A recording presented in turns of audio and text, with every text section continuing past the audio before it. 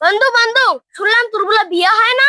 হ্যাঁ বন্ধু, সেই 10 বছর দিন আমি বিয়ে করার চেষ্টা করছি কিন্তু বিয়ে করতে পারছি না। ওই পাশের লিচুর বাগানে হ্যাঁ। একজন দরবেশ বাবা থাকে। সে এক ধরনের একটা গাছ জানে, সে গাছ যদি তুই নিস, তোর অবশ্যই বিয়ে হবেই হবে। বন্ধু, এটা কি সত্যি বলছো তুই? হ্যাঁ হ্যাঁ, আমারও একই বন্ধু ব্যাপার চল, আর ছিল। দেরি করছি না, আমি এখন চলে যাবো দশ বাবার কাছে। এই বাবা, সাধু বাবা, সাধু বাবা, সাধু বাবা, আমাকে রক্ষা করেন। সাধু বাবা, আমি গত 10 বছর দিন বিয়ে করতে পারছি না। সাধু বাবা, কি হয়েছে তোর? আমি গত 10 বছর দিন বিয়ে করতে পারছি না। সাধু বাবা, কেন? আমাকে রক্ষা করেন। আমার ইস। বিয়ে হয় না। কারণ কি সমস্যা? কারণ তো আমি জানি না, আমার বিয়ে হয় না। যত 10 বছর ধরে আমি বহুত মেয়ে দেখছি কিন্তু আমার বিয়ে হচ্ছে না। তাই হ্যাঁ। বিয়া হবে?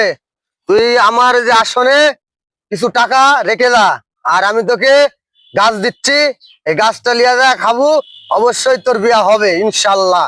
আচ্ছা সাধু বাবা, আমি তাহলে অবশ্যই টিকা দেবো। হ্যাঁ, এই হ্যাঁ? সার্গিত, আমার ওষুধটা দাও আর গাছটা দাও। এই যে লাও বাবা, হ্যাঁ, গাছ দাও।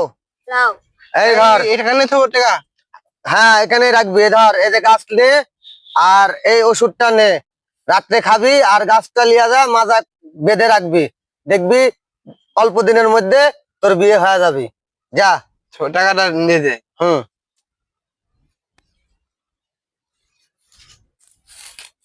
সাধু বাবা জয় হোক! সাধু বাবা জয় হোক! সাধু বাবা জয় হোক! সাধু বাবা।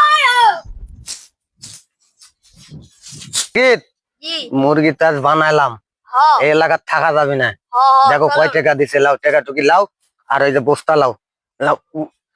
হ্যাঁ, ব্যাগ লাও, ব্যাগ লাও, আমরা এই এলাকাতে থাকবো না। এই এলাকা থাকলে আমার কপালে দুঃখ আছে। চলো। চলো।